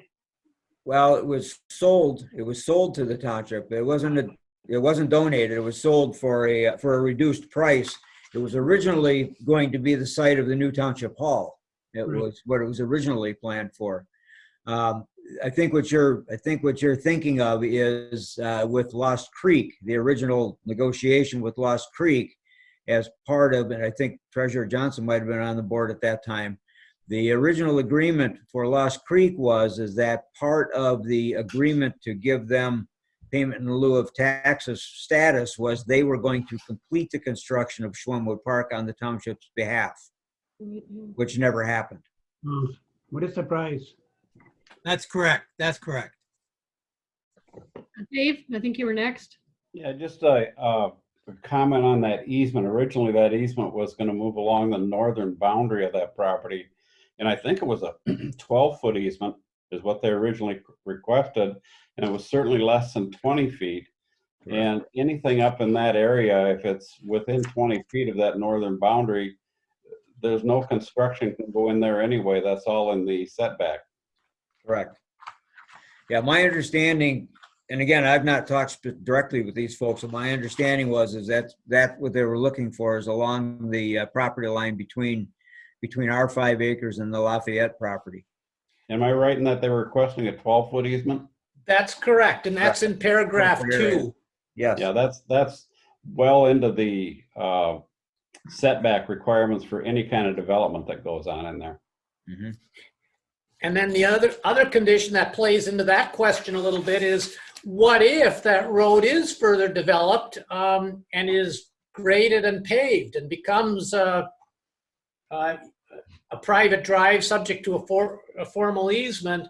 Then this is also indicating that if it becomes necessary to repair or tear up the fiber optic easement, that the area, including any future pavement, would be returned to as good or better a condition as it was before it was torn up. That's also in paragraph 5. Right. Yeah, I think we should just move forward with this like it is and just press on. Yeah, I think you're right, Dave. Randy, you had something?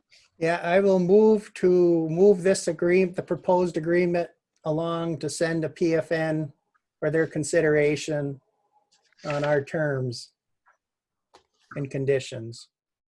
So moved.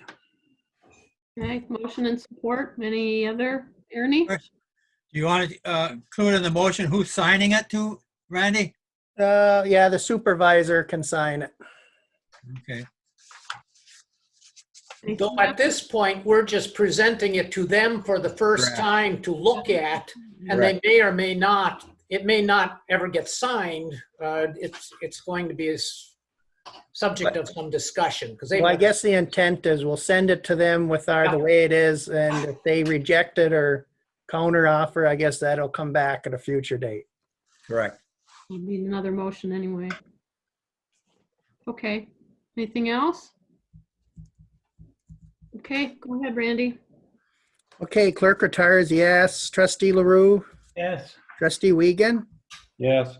trustee Everson, Yeah. trustee LaRue. Do I get to vote twice? Oh, oh, trustee Marks, trustee Marks. Yes.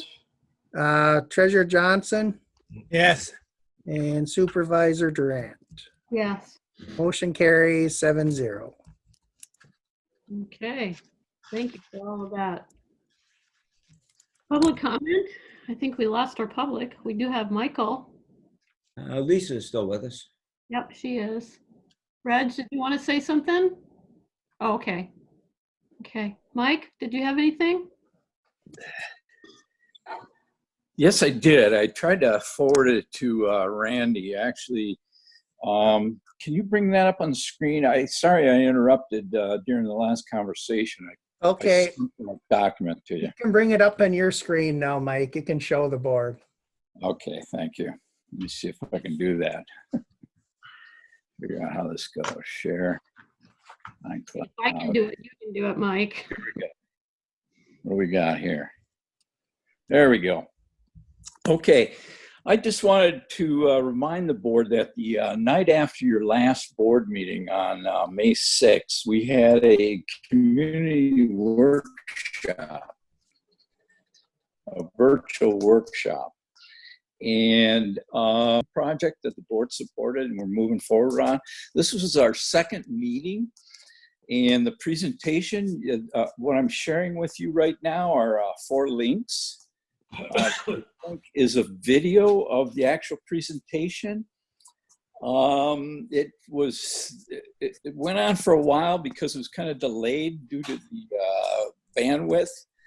But if you want to look at the PDF in the next link, that will give you all the documents in the presentation. And the most important part is the third link there. It will give you slides of the design ideas that they're talking about and are asking us to reflect on and give them feedback on. So that's what the fourth link is. It's a general feedback survey. So if you have any interest in what the corridor could look like in the future, I'd highly recommend that you take a look at these images and fill out the survey. And thank you. What we're doing here, this is a planning grant, and the purpose is that it will give us ideas that the community supports, that when we go for funding and we go for improvements along the corridor, we have visuals that we can show that has been supported by the community. That's all I have to say. Thank you. Thanks, Mike. Randy, I'm thinking we can't see the whole. Well, Lynn, you can see it in the recording. You'll be able to see it. So I was going to ask you. Yeah. Okay. We don't interfere, hey? No. No. Okay. Perfect. So they can put that on pause and get the whole address. The survey is important. Yeah, So, and there is no public comment from email. all right. Any other? Everybody else is good? Make sure who else is here. Okay. Thanks for that, Mike. I said that, but thank you again. Announcements. Anybody have anything?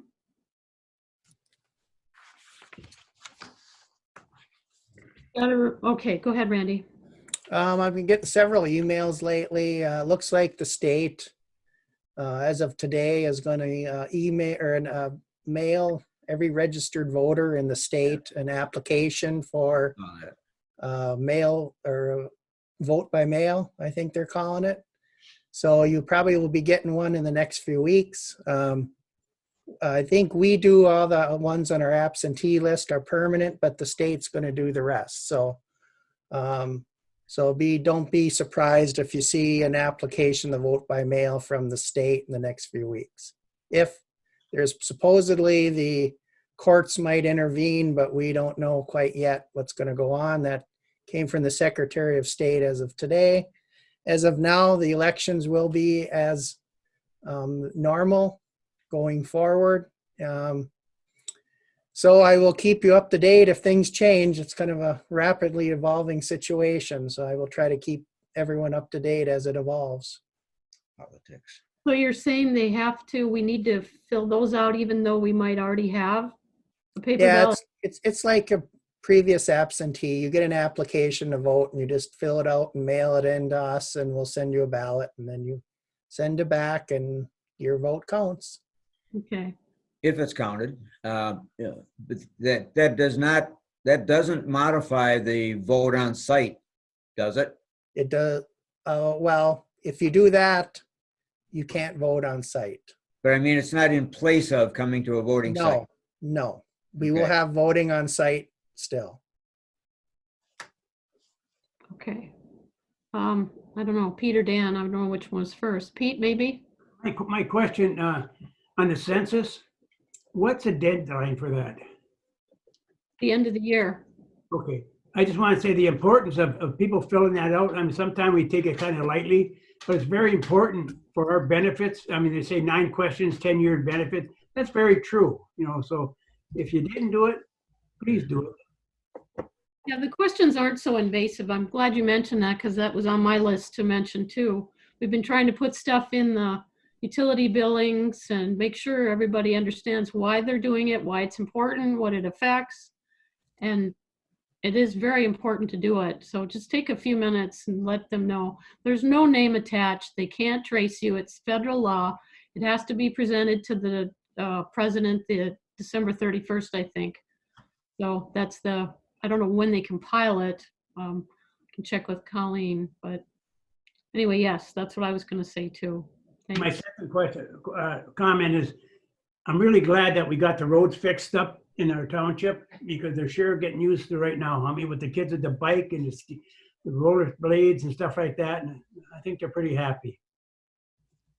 Thank you. Mm-hmm. Dan, you were next, right? I just had a question for Randy Rotari with this voter by mail. Does that not really open up an easier way for people to? I mean, the votes all come into you guys. Isn't it a lot easier for them to cheat by doing this? Well, potentially, but I don't think we've had any problems here. No, I wouldn't say here, but I'm just Yeah, saying. you're across this country. probably right. In the bigger municipalities, maybe in the southeast part of the state, there has been some problems with ballots before, but not here, not in this township. So I can assure that. Sure would be a lot easier for dead people to vote with one of those type ballots. That's just my comment. Well, we do keep records on the voter list, and when you are deceased, we do take you off. So no dead people hopefully are voting. Maybe not here. Maybe not here. It used to be real common in Dearborn. Yeah.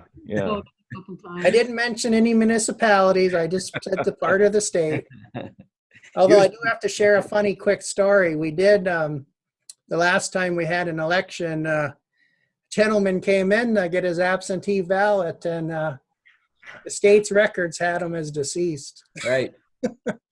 So we didn't quite tell him that and offend him, but so hopefully things will go well and we'll just move on and things will be normal by then, hopefully. So do our voters submit those ballots here or do they go to Lansing? No, the absentee applications come here, and then we issue the ballots. Then the ballots come back here. So. And do I understand right that you have to have at least one precinct available? Yes, I am going to check with the county clerk, but the deadline on that will be sometime in June if we would consolidate precincts for one site. As of now, I'm thinking no, but we'll find out as things go forward, so. Okay. I vote for the church. You have something else too? Well, then we don't open the facilities, who knows? We may still be closed by then. I'd like to make a comment about Dan's comment about voting and that. We have had one years ago, a problem. Because we are a very caring community, and some of our seniors have a hard time voting that, and they have absentee ballots. And we had a gentleman that would help in a certain village, that he'd go around and help the seniors vote. And that's how I found out when I sat on the board of canvassers. It was the same person with the same ink pen and same everything. And it can happen, but there's nothing. That's what the people wanted, because we have to go check with the people how they wanted to vote and stuff like that. But it can happen. So, but this guy was a very nice guy. He was just out to help, like most people in our areas, and there's nothing, say wrong with it. Did he elect it? What's that, man? I hate to see how much this is going to cost the state too. They can just throw money away for no reason. Mm-hmm. Postage alone. Yeah. No other announcements? That was a long announcement segment. Managers report?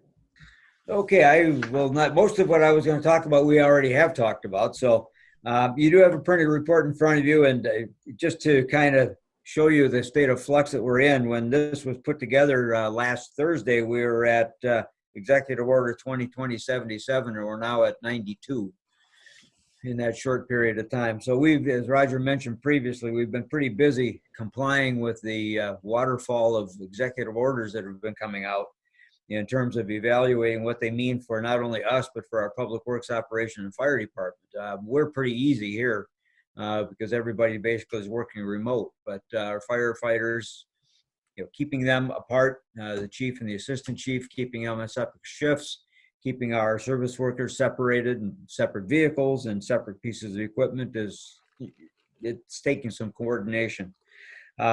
So we are in compliance with all of them up through 92, 91 and 92 were the last two that were released. I expect to see something tomorrow, at the very least Friday, with regard to where we go next. As I mentioned before, we are coordinating everything on that May 28th date. I am working with, and Supervisor Durant and I both are working with the three cities and the surrounding immediate townships, as we mentioned at the last meeting, to coordinate a uniform reopening and reaccessing to the facilities. As it sits right now, we have a meeting Thursday morning at 10 o'clock. Again, the next one, video conference, Zoom conference. And at that point, we're going to make some decisions. But as it looks right now, all of us will be opening our parks and our external facilities basically to the public as of the 29th of the month, unless Governor Whitmer extends the restrictions. But that will not include in the city of Marquette, their climbing structures, the city of Ishpeming, city of Negaunee, same thing. Their climbing structures will not be available. We never cordoned ours off, but we are going to be recommending that they not be used simply because of the potential passing along a virus on the metal surfaces, which is still a valid concern. So that's in the process, and we will be publishing a joint document to that effect, so all the residents and all the communities will know what is and isn't open. So that's coming up. The only other thing besides what was on my written list is I did have a request.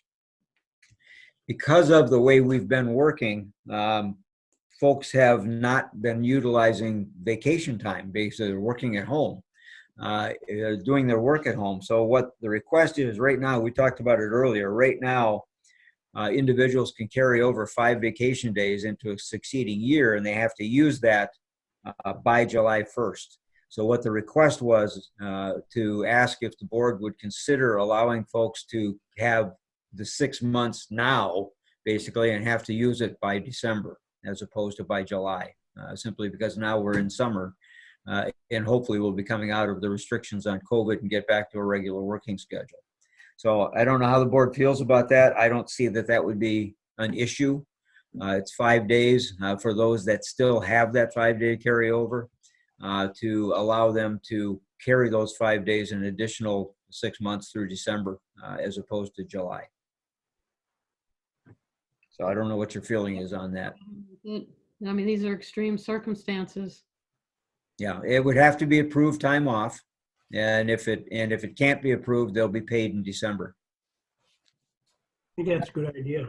You and Lois monitor this anyway. We do, yeah. Well, I approve all the time off. Mhm. Anybody else have a problem with? I don't have a problem with it. Okay, good. I can let staff know tomorrow then. Whoop, Treasurer Johnson? Yep. Do you know how many days we're talking about overall? It's those that have it, it's a maximum of 5 days. I know. What's the cumulative number? You can include everyone. I don't know how many that is. Most people are taking their vacation off. We don't have that many that carry vacation over. So Okay. I don't have that number. I can get it. It's not going to be a large number. If they don't use it, they're going to get paid anyway. We would pay it in July. They just wanted to be able to carry it on the books so they can take the time off. Okay, that's fine. It's I'll fine. be ready for some time off, I'm sure. Let them do it. You're going to pay them now, or you're going to pay them later. So what's the difference? Give them the time off. That's After all this, I would just as soon let them have the time off when the kids are back in school and things such as that. no. Assuming that If they happens. ever go back to school. Yeah. Any questions for the manager? We're good? Oh, Randy? Yeah, well, by doing that, we should probably make a motion amending their agreement for that.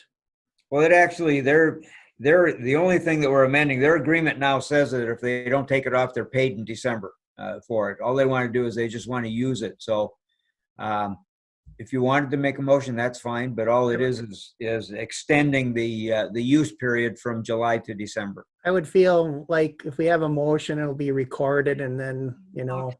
So I will move to extend the administrative and professional staff's vacation period usage till December 1. It would be both units. It'd be the AFSCME unit as And well. ask me, okay, so both bargaining Both bargaining units. will be extended to December 1, 2020.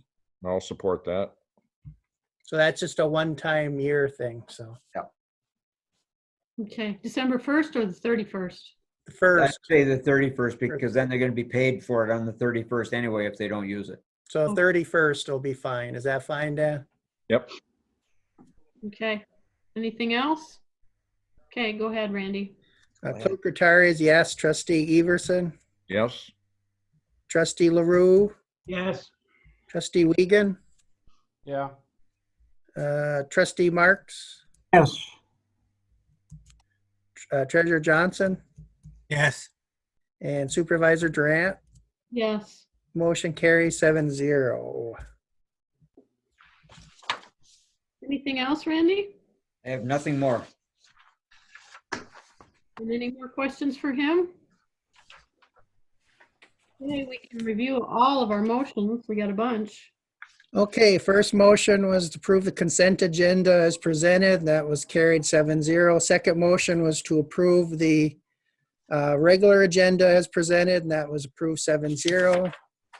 Third motion was to authorize the manager to expend the FEMA or to spend the FEMA grant money, and that was approved 7-0 for the Scott Air Packs. Fourth motion was to approve the license agreement for the NTN Trail Connector proposal in Schwemmwood Park, and that was approved 7-0. Fifth motion was to approve the library millage belt resolution, and that was carried 5-2. Sixth motion was to approve the proposed manager contract subject to legal review offer to Thomas Marcus, and that was approved 7-0. Seventh motion was to send PFN a draft easement agreement for their consideration, and that was approved 7-0. And the 8th motion was to authorize both bargaining units an extension to use their vacation time till December 31st, 2020 carryover. Okay. And that was approved 7-0. You want one more motion? Well, we've got any future items for the agendas? Be Lost Creek will be one still. Okay. And the assessor report that we spoke of earlier. Okay. Anybody has anything else, let me know what we need to cover. Any board member comment? Anything else to share, Pete?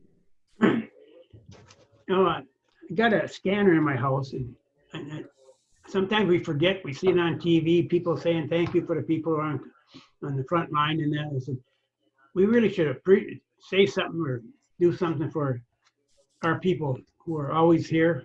I mean, one guy who comes to my mind, even though he got long hair, is Randy. He's always out in front. He's on a lot of different committees with us. But, you know, the fire department, if you ever noticed, everyone seems to be happy. We're getting a lot of things done. John with a very nice report. You got Ryan did a great job on grants and stuff like that. And I'm just wondering, do we ever say thank you? You know, or you know, there are people on the front line, our assessors, and you know, the planning commission stuff. All those people that we should be. I really appreciate them. You know, more so now than years ago. You never knew what was going on, but they do a great job, and we got a good township working staff. So I just want them to know how much we appreciate them. Well put. Actually, Randy and I gave him, was it lunch or breakfast, Randy? Breakfast. A couple of weeks ago to say thank you. That was the impetus for it. Oh, good. Well, maybe we can have a cookout later in the summer when the things quiet down. Yeah. That would be nice.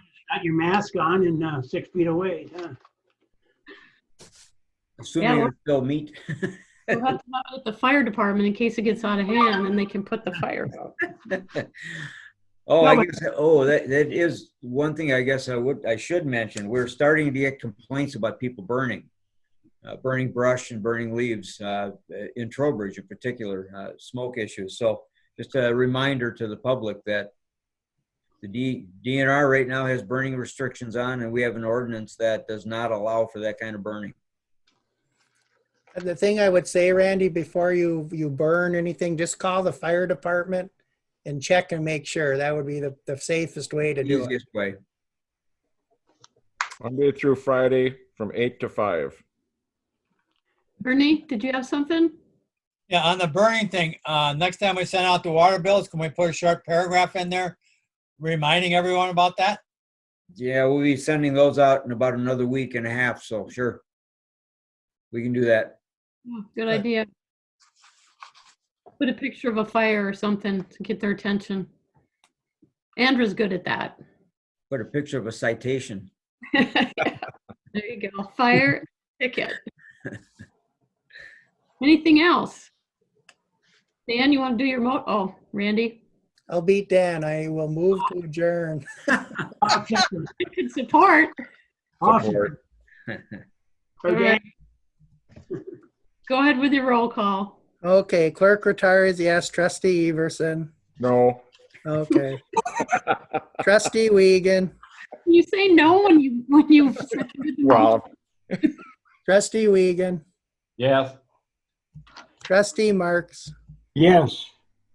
Trustee LaRue. Yes. Treasurer Johnson. Yes. And Supervisor Durant. Yes. Motion carries 6-1. And the meeting is adjourned. I have at 8:40. 8:40. Me too. One final comment. Oh, yeah. Hold on. Here, meeting is officially over. So let me.